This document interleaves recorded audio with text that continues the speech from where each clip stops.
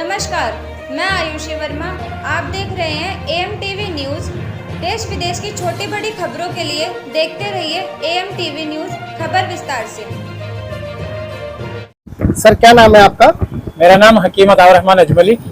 अजमली साहब, जो एक प्रोग्राम हुआ था दिव्यांग बच्चों के लिए जहां आपको अवार्ड भी मिला है, वो क्या प्रोग्राम था सर? और आप वहां पे किस चीफ गेस्ट बन के गए थे, उसमें क्या कहना चाहेंगे सर आप? जी, मैं उस एनजीओ का जिन्होंने विकलांग बच्चों का प्रोग्राम किया था उनका शुक्रिया अदा करता हूं कि उन्होंने हमें बुलाकर सम्मानित किया और विकलांग बच्चों को बहुत हौसला बढ़ाने के लिए जो मिशन था उनका बहुत अच्छा रहा, बहुत कामयाब रहा है। वहाँ पर हमारे कई दोस्त तिरछी नज़र के भी हमारे एक साथी वहाँ मौजूद थे, तो उनके जरिए पता लगा था कि भाई ये प्रोग्राम बहुत अच्छा होने जा रहा है, तो हमने भी वहाँ शिरकत की। उन्होंने बुलाया और हम उनका शुक्रिया अदा करते हैं। सर, क्या कहना चाहेंगे इस प्रकार के एनजीओ जो प्रोग्राम करती हैं, ऑर्गेनाइज कराते हैं इस तरीके के प्रोग्राम, क्या और लोगों को भी इसमें बढ़ चढ़ कर हिस्सा लेना चाहिए या नहीं? जी, बिल्कुल करना चाहिए। और हमारी एनजीओ भी इस तरह का प्रोग्राम करती है, मुफ्त मेडिकल कैंप लगाती है पूरे भारत में। मिशन अजमली के तहत हम काम करते हैं, तो इसी तरह हर एनजीओ अपने अलग अलग फील्ड में काम करती है। तो हमारी दरख्वास्त है कि हर एनजीओ कुछ ना कुछ प्रोग्राम करती रहे, तभी लोगों को फायदा होगा, और लोगों को फायदा होगा तो आपको फायदा होगा। तिरछी नजर के एडिटर भी फारूक मंसूरी साहब हमारे साथ मौजूद है। सर, क्या कहना चाहेंगे, ये दिव्यांग बच्चों के लिए आप क्या मैसेज देना चाहेंगे सर? देखिए, नॉर्मल तो सभी इंसान अपने प्रोग्राम करते हैं जो ठीक ठाक हैं, अपने हाथ पैरों से ठीक ठाक होते हैं।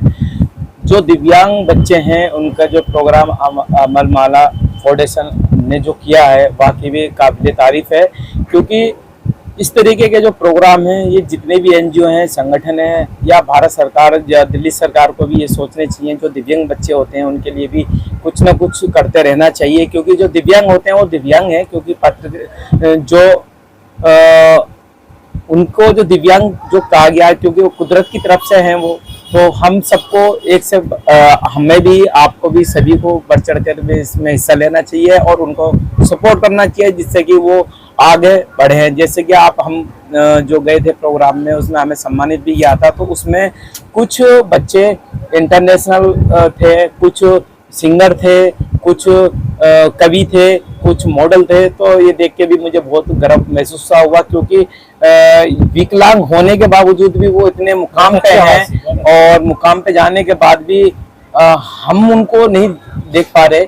लेकिन जो अमन माला फाउंडेशन ने जो ये काम किया है, उन बच्चों को लेके एक सम्मानित पत्र देके, उन्हें मोमेंटो देके उन्हें जो सम्मानित किया है, इमरान अंसारी साहब को मैं तहे दिल से शुक्रिया अदा करता हूँ, उनकी पूरी टीम को तहे दिल से शुक्रिया अदा करता हूँ जिस तरीके से उन्होंने ये प्रोग्राम आयोजित किया है। और हम सबको भी इस तरीके के प्रोग्राम करते रहने चाहिए जिससे कि समाज में एक अच्छा मैसेज जाता रहे। सर, मीडिया प्रभारियों के लिए आप क्या मैसेज देना चाहेंगे, जो कि मीडिया प्रभारी इस तरीके के प्रोग्राम ऑर्गेनाइज नहीं करा पाते हैं, उनके लिए क्या मैसेज देना चाहेंगे? नहीं, हमारी दरख्वास्त है कि तमाम मीडिया वाले और तमाम अखबार वाले भी इस तरह का सहयोग दें और वो कवरेज करते हैं। ये बड़ी खुशी की बात है। तिरछी नजर ने फ्रंट पे ही उन बच्चों का फोटो लगाया जो विकलांग थे, बड़ी खुशी हुई देख कर, और मैंने बहुत सारे ग्रुप में उसको शेयर भी किया। मैं उनका भी धन्यवाद करता हूँ कि उन्होंने विकलांग बच्चों को फ्रंट पे देकर, जो छोटे छोटे बच्चे थे, एक से बढ़कर एक बच्चे जो इंटरनेशनल भी थे, वहाँ सिंगर भी थे, मॉडल भी थे, तो कैसा लगा दिव्यांग बच्चों के बारे में आप क्या कहना चाहोगे? देखिए, ये तो कुदरत की तरफ से विकलांग हुए हैं, लेकिन उनको कुदरत ने बहुत अच्छी सलाहियत दी है, बहुत अच्छा उनको, जो उनकी ज़बान है, जो उनका गाने का तरीका है, जो उनको विकलांग होने के बाद भी बड़े फख्र के साथ वो अपने देशभक्ति गीत गा रहे थे। तो हमें खुशी हुई देख के उनको कि वो विकलांग नहीं, वो बहुत अच्छे हैं, बहुत आगे जाएंगे और बहुत अच्छे बनेंगे, और उम्मीद है कि वो आने वाले वक्त के बहुत अच्छे अधिकारी बनेंगे। सर, आप एक जो संगठन भी चलाते हैं, एक जो एजुकेशन पे काम करते हैं आप, और हर जगह आप जाते हैं, जैसे राजस्थान हो गया, बिहार हो गया, या अदर भी कंट्री भी आप जाते हैं, वहाँ भी एजुकेशन पे आप ज़्यादा फोकस करते हैं। तो क्या उन बच्चों के लिए क्या कहेंगे जो एजुकेशन से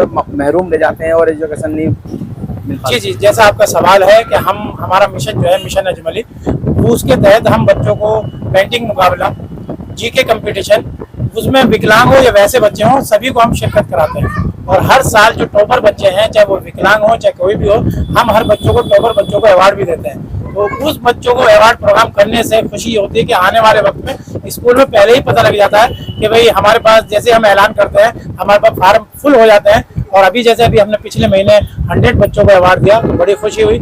और इससे मैसेज ये जाता है कि कौम में और मुल्क में जो बच्चे हैं जो पढ़ना नहीं चाहते तो वो इन बच्चों को देख के उनका भी हौसला बढ़ता है और वो आगे बढ़ते हैं। सर, बच्चे एजुकेशन से पीछे होते जा रहे हैं, नशे की तरफ ज्यादा बढ़ते जा रहे हैं। जिस तरीके से नशा बढ़ रहा है और नशे की तरफ बढ़ते जा रहे हैं और क्राइम भी बढ़ता जा रहा है उसको नशे को देखते हुए, उस पर आप क्या कहेंगे?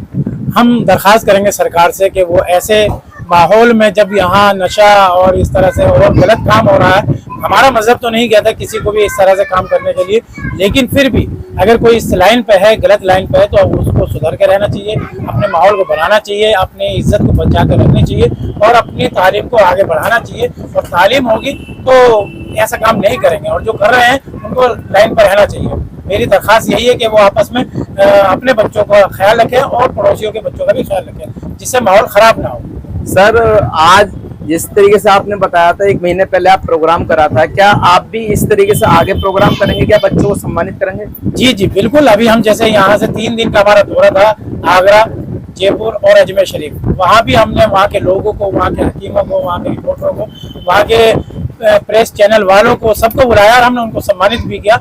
और उनसे हमने यही अपील की कि देश को अमन के साथ रहने के लिए तमाम लोगों को अपील की जाती है कि अपने देश को, हिंदुस्तान को आगे बढ़ाने के लिए तन मन धन से, जैसे शहीद हुए थे हमारे पहले बुजुर्ग जो 1947 से पहले जो जितने गए हैं, हम भी चाहते हैं देश को अमन के साथ रहना और अमन के साथ इसको आगे बढ़ाना। जैसे सोने की चिड़िया कहती थी, भाई देश को हम चाहते हैं सोने की चिड़िया नहीं, अब हीरे की चिड़िया बननी चाहिए, तभी देश काम आगे बढ़ेगा, वरना तो फिर नुकसान में होगा। आप अपनी तरफ से क्या मैसेज देना चाहते हैं देशवासियों को? ये क्योंकि त्योहार भी आ रहा है, ये बताइए। साफ सफाई का ख्याल रखें, देश में भाईचारा बनाए रखें और एक दूसरे का ख्याल रखें, किसी को भी किसी के जरिए भी कोई ठेस ना पहुंचे। सभी का मजहब कहता है एक दूसरे का ख्याल रखें, हमारा मजहब भी यही कहता है कि हम एक दूसरे का ख्याल रखें और देश को आगे बढ़ाने के लिए यही है कि एक दूसरे का ताउन करें। और हमारी सरकार से भी दरख्वास्त है कि माहौल को बनाए रखें, माहौल को साजगार रखें, जैसे सुविधा और त्योहारों पे होती है। हमारी भी दरख्वास्त है कि जैसे अभी बकरा मंडी लगी हुई है, उस बकरा मंडियों पे भी टेंट वैसे ही लगे जैसे और त्योहारों पर लगते हैं। सरकार की तरफ से पानी का इंतजाम किया जाए, MLA की तरफ से, काउंसलर की तरफ से ये सब सुविधा होनी चाहिए। और क्योंकि वो व्यापारी हैं, वो तिजारत करने आए हैं, उनका ख्याल रखना जरूरी है, वो भी हमारे देश के ही हैं और हमारे ही भाई हैं, तो सबका ख्याल रखना चाहिए। जैसे मोदी जी का नारा है सबका साथ सबका विकास, तो हम चाहते यही है कि सबके साथ सबका भलाई होनी चाहिए, सबका काम होना चाहिए, सब तिजारत करें, काम बढ़ाएं, देश को आगे बढ़ाएं और अच्छा लगेगा। इसी तरह देश हरा भरा रहेगा तो और अच्छा लगेगा। आप अपना परिचय और बता दो एक बार। मैं हकीम अताउर रहमान अजमली, मिशन अजमली के तहत एडस फार्मेसी का मैनेजर।